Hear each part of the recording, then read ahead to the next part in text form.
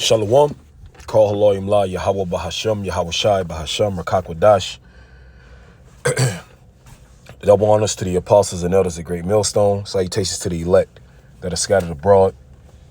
It's your brother Barak Gabar coming at you with another lesson. And going to be speaking about the injustices of our people.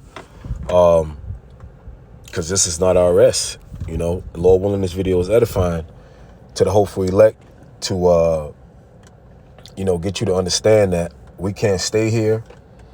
Okay.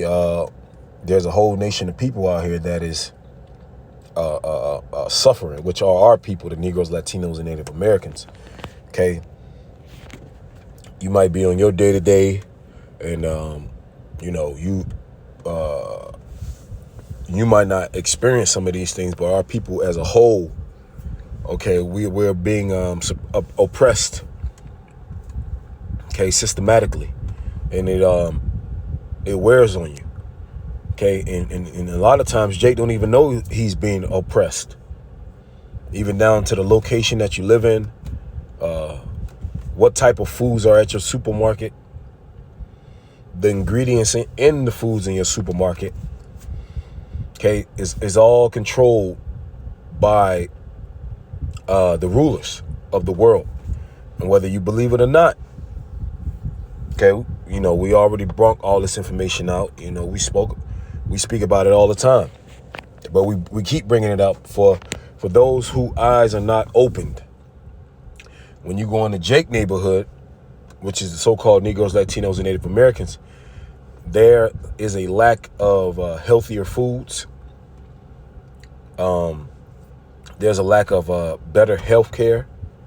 There's a lack of certain things that our people don't have access to. Okay? Why is there a Popeye's chicken on every corner in the hood? In a church? In a liquor store? Okay? Why all throughout the world our people are in the worst areas? Okay, and I follow a channel where this guy, he goes through the different hoods in the country, and it's bad, man. We got to get out of here. You got to Jake that they just don't give a fuck. They don't want to leave. We got to go, man. We got to get out of here. Okay, these people are coming with a meatless agenda. They're killing the animals.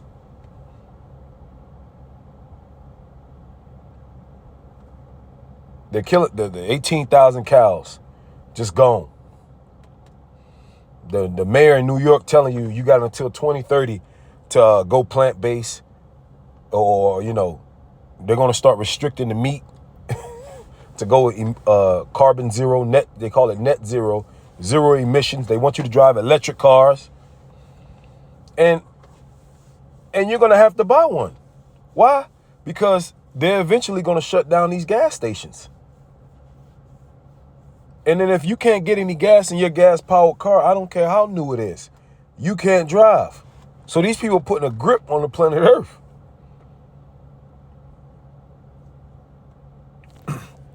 Okay, now to the article, Salakia for my rant. It says waiting game. Poor people, minorities, which is who's the poorest in the country or the poorest in the world? It's the Negroes, Latinos, and Native Americans, the Israelites. Poor people, minorities wait longer for basic services. This is a 17-year survey. All right. From the line at the grocery store, checkout, to the doctor's appointments, delays. It says poor people and Black Americans of all income levels. Poor people and Black Americans of all income levels. So you could be a wealthy Black man. You can have money. Guess what? That ain't good enough. Why? Because you'll never be respected here in America. These people, they do not like you. You might say, oh, well, not all of them are like that. We could pull out surveys for days. We could pull out articles for days. We could pull out statistics for days to show that as a whole, our people are being oppressed. So I don't want to hear about your personal testimonies or your stories. As a whole, our people are being oppressed. We can look throughout the whole country and show you that our people, millions of black Americans, Hispanics, and Native Americans are being oppressed. Economically, systematically, educationally. We're being oppressed. We're being oppressed by who? Who rules this system? Who rules this current system? What nation of people rules this system? Who tells you what you can and can't do in this society? It's the so-called white man. Or you might say, well, what are we going to do about it? First, this is the first step. Adhering to the word of the Lord, repenting. Okay, once the elect is sealed, okay, there are a certain amount of prophecies that are going to start to take place in Matthew 24. They already started to begin. Okay, well, you got rumors of wars, earthquakes in diverse places. The beginning of sorrows have already begun. So we're just forewarning you and edifying you and exhorting you and showing you, okay, that what the Bible is saying is true. Okay, because it's all about the Lord. It's not about our feelings. It's not about what we believe. It's about what God says. It's about getting on the Most High and his son's program. Not your own program. Okay? It's not about us. We're here to preach to our people, to show them that you're being oppressed, to show them that the Bible is real, to show them the prophecies in the scriptures and show them that the Lord is real and he is coming back to save his people. You Israelites, that's what the gospel is about. Deuteronomy 28:44, he shall lend to thee and thou shalt not lend to him. The so-called white man don't ask you for money. When he need home mortgage loans, auto loans, they don't go to you. We got to go to them. When we get our cars, the banks, who owns the banks? We got to go get a loan from the bank. He shall be the head, he's the head, and thou shalt be the tail. Okay, and that's us. We're the tail. Okay? And it's all linking up to the Bible. I don't care what nobody tells you, man. I don't care what these Christians, they try to tell you or whatnot. We are the tail right now. Okay? And this is just another article to prove it. When you go into the best neighborhoods in the country, what's going on? What do you see? You see big mansions, and who mansions do those belong to? Okay, who owns who has the now I'm not saying that our people don't have nice things. I'm not saying that, but as a whole, as an entirety, it's our people that don't have access to things. And it's just this right here. It says Black Americans of all income levels face the longest wait times, according to a new research from the University of Albany, using 17-year data from the American Time Use Survey. All right.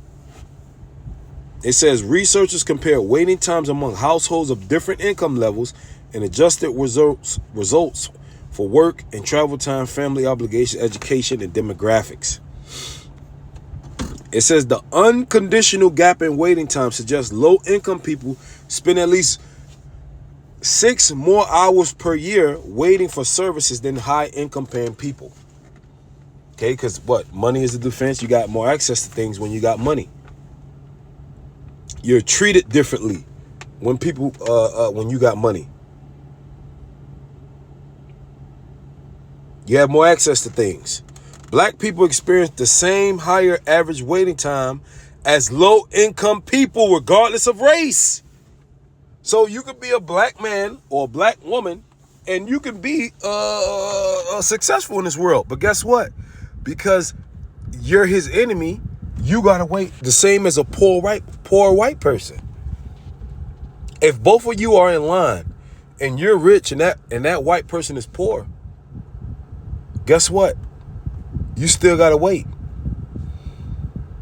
Okay? And the Most High, he's racist. So I don't want to hear, you're racist, you're racist. Look, God is racist.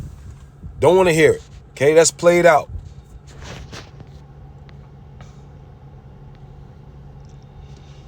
Look at this. It says, examining any inequity in the time cost of waiting suggests clear implications of the waiting gap, even beyond stress and the loss of productivity.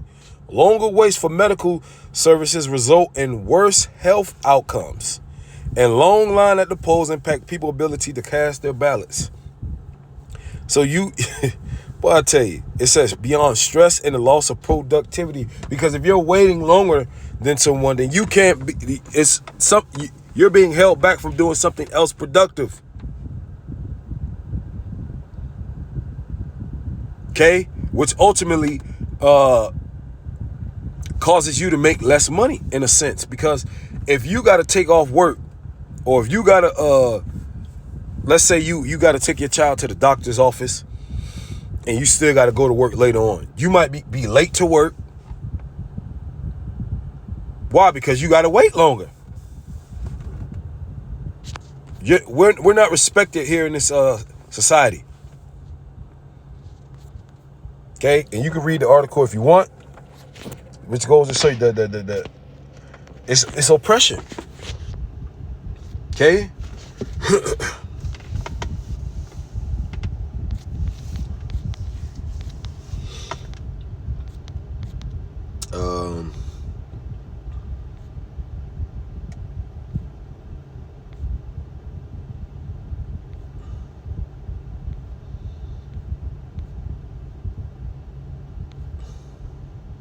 There you go. Deuteronomy 28:47.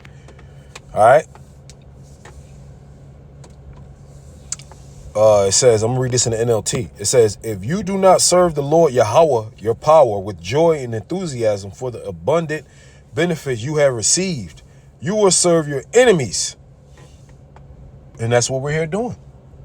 The people who we work for, majority of them, they're Edomites. It says, you will serve your, or the other nations, you will serve your enemies, whom the Lord will send against you. You will be left hungry, thirsty, naked, and lacking in everything. The Lord will put an iron yoke on your neck, oppressing you harshly until he has destroyed you. Okay, now the yoke of iron is physically off our necks. Okay, but there's still a yoke. Okay, we're still yoked. All right, it's because we don't want to serve the Lord. That's why we're here in America. And here it is, we're back again preaching repentance to our people. And Jake, still, slavery wasn't too long ago. Like, damn, Jake, the Lord done punished us, put us in slavery. After slavery, still Jim Crow laws. You still got your ass whooped. And you don't get it. You still don't get it, Jake. Why should you be stricken anymore? You will only revolt more and more. Unbelievable. Unbelievable.